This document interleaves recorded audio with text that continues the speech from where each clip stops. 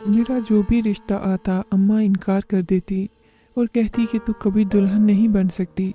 छुप कर शादी कर ली और रुखसत होकर ससुराल आ गई। स्टेज पर बैठी थी कि अचानक मेरी बड़ी बहन आ गई और मुझे मेरा ही ऐसा राज बताया कि मेरे पाँव तले से ज़मीन निकल गई, क्योंकि मैं तो वाकई शादी के काबिल न थी। यूँ मैं शोहर के आने से पहले ही वहाँ से भाग गई।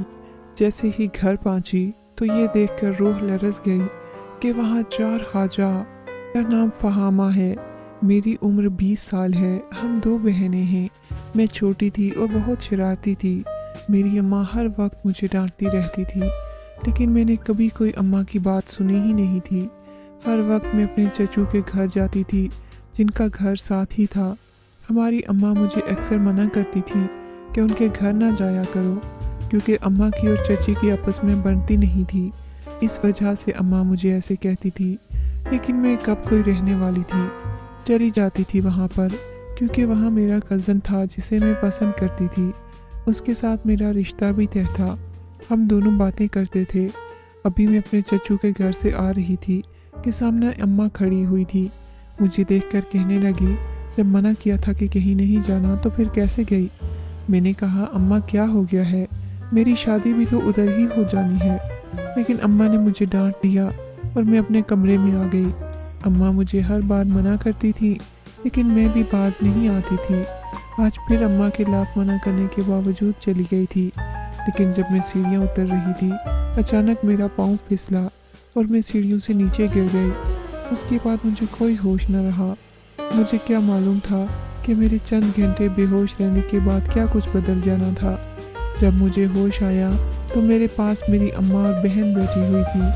मैंने अम्मा की तरफ देखा और इर्द गिर्द देखने लगी। वो नहीं आया था जिसका मुझे इंतज़ार था, जिसे मैं देखना चाहती थी। मैंने उसके बारे में अम्मा से पूछा तो अम्मा मुझे कुछ भी बताने की बजाय वहाँ से चली गई। मैं हैरान हुई, ऐसे अचानक से वो किधर चली गई थी। मैंने अपनी बड़ी बहन की तरफ देखा तो उसकी बात सुनकर मुझे लगा जैसे किसी ने एकदम से मेरी जान निकाल ली हो। आप ही कहने लगी कि उन्होंने रिश्ता तोड़ दिया है, लेकिन मुझे बिल्कुल समझ नहीं आई कि उन्होंने ऐसा क्यों किया है। मैंने आप ही से पूछा, मगर आप ही ने कुछ ना बताया। उसके बाद मैं काफ़ी हफ्तों बाद ठीक हुई, मगर वो एक बार भी नहीं आया था। हमारा चचू लोगों के घर में आना जाना कम हो गया था, मगर मुझे नहीं मालूम था कि आखिर हुआ क्या था, क्यों किया उन्होंने। लेकिन उसके बाद मैं चुप ही हो गई। मैंने कुछ कहना बोलना छोड़ दिया था, बस अपने कमरे में ही पड़ी रहती थी। उसके बाद भी मेरे रिश्ते आते थे, क्योंकि मैं बहुत खूबसूरत थी। मगर अम्मा न जाने क्यों हर बार मेरे रिश्ते से इनकार कर देती थी। मैं चाहती थी अम्मा कहीं मेरा रिश्ता तय करें, ताकि मैं उस शख्स को भूल जाऊं। उसे मैं दिल से नहीं निकाल पा रही थी, लेकिन अम्मा थी कि मेरा अब रिश्ता ही नहीं कर रही थी। आप ही की शादी की तैयारियां चुपचाप हो रही थी। रात के वक्त आप ही कमरे में आई और कहने लगी, क्या हुआ है, ऐसे क्यों उदास बैठी हो। तुम तो कहती थी कि मेरी शादी पर बहुत खुश लोगी, पर तुम तो एक दिन से चुप ही हो गई हो। क्या हो गया है। आप ही की बात सुनकर मैंने कहा, मुझे बताए ना क्या हुआ है। अम्मा मेरा रिश्ता नहीं कर रही हैं, अब इधर भी मेरी शादी नहीं हो सकती। मेरी बात सुनकर आप ही कहने लगी, अब तुम दुल्हन बनने के काबिल नहीं रही। मैंने कहा, क्यों नहीं रही, पर मुझे भी तो बताएं कि क्यों उन्होंने रिश्ता तोड़ा है। क्यों नहीं मेरी कहीं और शादी करने देती। मैं दुल्हन क्यों नहीं बन सकती, कोई तो वजह होगी ना। मैंने आप ही से पूछा, मगर आप ही ने मुझे कुछ ना बताया। मैं बहुत हैरान थी, न जाने क्यों नहीं बता रही। लेकिन आप ही की शादी हो गई, उसके बाद आप ही तो चली गई, लेकिन मैं घर की होकर रह गई। ना बाहर जाती थी, ना कोई काम करती थी। आज मैं छत पर आई तो सामने मेरा कज़न खड़ा था और मोबाइल पर लगा हुआ था। उसकी जैसे ही मुझ पर नज़र पड़ी, वो मेरी तरफ आने लगा। मैं जल्दी से वापस नीचे आ गई। मेरे चेहरे पर पसीना था। अब मैं उससे कोई बात नहीं करना चाहती थी, ना ही कोई ताल्लुक़ रखना चाहती थी, क्योंकि उसने ही मुझसे रब्ता करने की कोशिश नहीं की थी। मैंने पहले बहुत कोशिशें की, कॉल की, मैसेज किए, मगर वो मुझे जवाब नहीं देता था। मैं अपने रूम में आ गई। रात के वक्त उसके मैसेज आए, मैंने कोई जवाब न दिया। वो मुझे कहने लगा कि वो मुझसे ज़रूरी बात करना चाहता है। मैंने सोचा उससे मालूम होगा कि मुझ में भी ऐसा क्या है जो मैं दुल्हन नहीं बन सकती। मैंने सोच लिया था कि मैं जानकर ही रहूँगी, चाहे मुझे जैसे भी पता लगाना पड़े। और मुझे ये भी मालूम था कि मेरे इस कज़न को भी पता है, तभी तो रिश्ता तोड़ा है।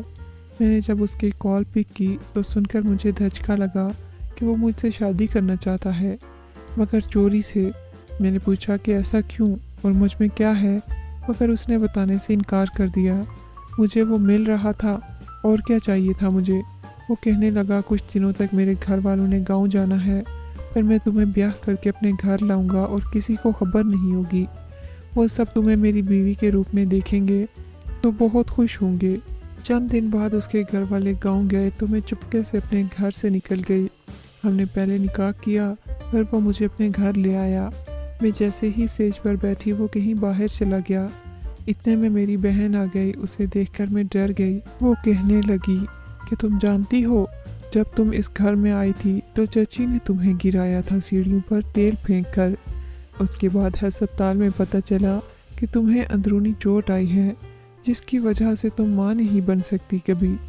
इस वजह से उन्होंने रिश्ता भी तोड़ दिया था और चाची ने कहा था, जो भी रिश्ता आएगा मैं उसे बताऊंगी कि तुम्हारी ये बेटी कुंवारी ही रहेगी। इस वजह से अम्मा रिश्ता नहीं कर रही थी। मैं जल्दी से वहाँ से उठी और अपने घर की तरफ भाग कर आई। जैसे ही मैं घर में आई, वहाँ पर ख्वाजा सरा बैठी हुई थी। मुझे देखकर वो चली गई। अम्मा कहने लगी, देखो, इसकी ख्वाजा सरा की दुआ की वजह से मेरी बेटी घर आ गई है। लेकिन जब मैंने अम्मा को बताया तो अम्मा बहुत नाराज़ हुई। इतने में मेरा शोहर भी आ गया और मुझे घर ले गया पूरे हक के साथ। मेरी चची जब आई तो बहुत फसाद डाला, क्योंकि वो मुझे बहू नहीं बनाना चाहती थी। लेकिन फिर शादी हो गई। शादी के चंद माह बाद ही मैं हामला हो गई, तो ये राज भी खुल गया कि ऐसा कुछ नहीं था। वो चची ने डॉक्टर को ऐसा बोलने को कहा था। उसके बाद जब मेरा बेटा हुआ तो सब कुछ ठीक हो गया। चची भी मेरे साथ ठीक हो गई।